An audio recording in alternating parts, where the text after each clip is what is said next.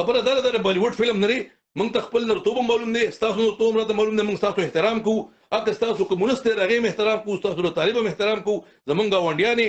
زمونږ د قوم به احترامي مکوئ زمونږ په حکومت باندې نیوکه وکړي چې کومه خبره غلطي تاسو وخت زیات جوړیږي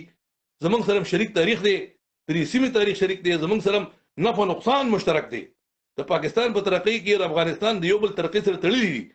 موږ د هند سره نه تړلي زمونږ خو دلته ټوله اکانومي تړلې ده دا ټوله انډس ویلي ده دا د نن خبره نه ده مغولو د وختونه موږ د دې سیمې خلکو خو په ټول هند حکومت کړی دی د پنجاب نه بزرات راته او د افغانستان د غرونو نه د هغې نه اوبه راوځي او د کشمیر د غرونو نه دا یو سیمه ده په دې کې سخت بارډرې د خلکو په پیدا کې نه دي موږ ټول چې کوم دی یو خلک خو د نورو خلکو په تاسو د هویت د هغوی د تاریخ په احترام کوئ د هغې نه بعد که په سیاسي معاملاتو اختلاف کوئ اوسه بالکل یې پې کوئ افغانیان موږ دا منو چې پاکستان د هغوی دویم کور دی د هندو نه منم د بل نه منم د افغاني تنقید منم او غلط تنقید منم ورور دی زموږ بی په کلمه راته شریک دی خو خبره به لومبۍ به بنیادي اصول چې کوم دی هغه ته به لومبۍ چې بنیادي اصولو باندې ستا اختلاف وي چې ته زما هویت نه منې ته ماته مصنوعي ته به د انګریز میندې راوړې دا یوه خبره کوي چې پاکستان کله جوړېده خو خدای دغه جوړېده څه مطلب دا ستا وطن چې کوم دی آدم علیه السلام او حوا بیبي ځان سره کوز کړی و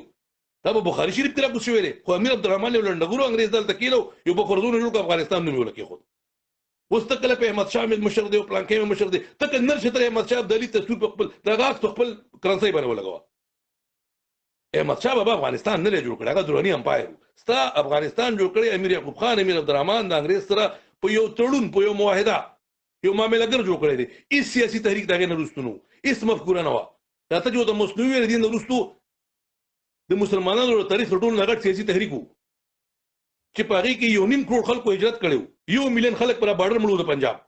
چې راته وایي چې دا هسې جوړ شو انګریز راغی او په ټایپرایټر یې جوړ کړو دا د باچا خان مرکز د خلکو خبرې دي هغوی دغه حیثیت دی په پښتنو کې چې څوک یې په ټیس پورې نه کاندي لکه دره سړي باچا خان یې څه ته